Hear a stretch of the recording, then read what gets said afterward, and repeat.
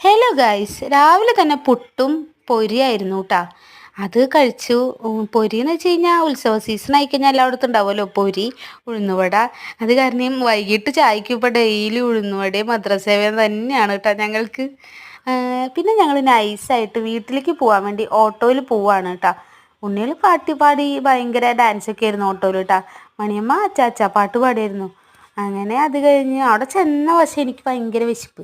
അതുകൊണ്ട് എനിക്ക് വിശന്നിട്ട് പാടില്ല. മിക്ക ദിവസവും ചിക്കൻ ഉണ്ടാകാറുള്ളതാ, ചിക്കനൊന്നും ഉണ്ടായിരുന്നില്ല കേട്ടാ. അപ്പവും ഗ്രീൻ പീസ് കറിയായിരുന്നു. അങ്ങനെ അത് കഴിച്ചു കേട്ടാ. അവരും കഴിച്ചു, ഞാനും കഴിച്ചു. പിന്നെ ഉച്ചക്കലത്തെ ഫുഡിങ്ങൊക്കെ കഴിഞ്ഞ് ഞങ്ങളൊന്ന് ഉറങ്ങി എണീറ്റപ്പോൾ ചേട്ടന് ഭയങ്കര ബോറടി. വൈകുന്നേരം വരെ എന്ത് ചെയ്യും എന്ന് ഞാൻ ആലോചിച്ചപ്പോൾ ഞാൻ പറഞ്ഞു, നമുക്ക് ബീച്ചിലേക്ക് വിട്ടാലോ എന്ന് പറഞ്ഞു. പിന്നെ മൂന്നാളെയും കൊണ്ട് എങ്ങനെയാണ് ബീച്ചിൽ പോവുക? പിന്നെ വേണ്ടാന്ന് വെച്ചു കേട്ടാ പ്ലാൻ. പിന്നെ ഞങ്ങൾ വിചാരിച്ചു വേണ്ട, എന്തായാലും പോയേക്കാം എന്ന് വിചാരിച്ച് ഇറങ്ങി. ഞങ്ങൾ രണ്ടുപേരെയും കൊണ്ട് പോയി. അച്ഛൻ ആദിക്കുട്ടനെ അങ്ങോട്ടാക്കി തന്നു കേട്ടോ. തിരിച്ച് ഞങ്ങൾ ഒരുമിച്ച് എല്ലാവരും കൂടിയിട്ട് ഞങ്ങൾ 5 പേരും കൂടിയിട്ടാട്ടോ വണ്ടിയിൽ പോകുന്നത്. അങ്ങനെ ദേ ഇതൊക്കെ കണ്ട് ഇങ്ങനെ ഇരിക്കുകയാണ് കേട്ടോ. ഞാനും ഉണ്ണികളൊക്കെ കൂടി കാറ്റും കൊണ്ട് ഇങ്ങനെ ഇരിക്കണു. അതുമ്പോൾ കുറച്ച് നേരം കളിച്ചപ്പോഴേക്കും അവർക്കും ബോറടിച്ചു തുടങ്ങി. നൈസായിട്ട് ഞങ്ങൾ ഊഞ്ഞാലേമേൽ ആടാനൊക്കെ ഓടിയിട്ടാ. ഊഞ്ഞാലേമ അവർക്ക് തന്നെ ഇരിക്കാൻ പറ്റുന്നില്ല. അത് 2 പ്രാവശ്യം മുക്കും കുത്തി വീണു കേട്ടാ. മണ്ണിൽ തന്നെ ആയതുകൊണ്ട് വലിയ സീൻ ഉണ്ടായില്ല. നേരെ വീഴും. അത് ഇതുമ്മൽ ഇരുന്നിട്ടും അതെ കേട്ടോ, വീട് തന്നെ ആയിരുന്നു കേട്ടോ. അതിക്ക് കറക്റ്റ് എന്താ പറയണേ, അവർ നല്ല ഉഷാറായിട്ട് ഓടിച്ചാടി കയറുന്നുണ്ട്. അവൻ സ്റ്റെപ്പ് കയറുമ്പോൾ വീഴാൻ പോവുക. അവനതുപോലെ തന്നെ ഊഞ്ഞാലമ്മ കയറി ഇരുന്നിട്ടും അതേ വീഴാൻ പോവുക തന്നെയായിരുന്നു കേട്ടോ. ഇവരാണെങ്കിൽ രണ്ടുപേരും ഓടി കയറുന്നു, ഓടി ഇറങ്ങായിരുന്നു.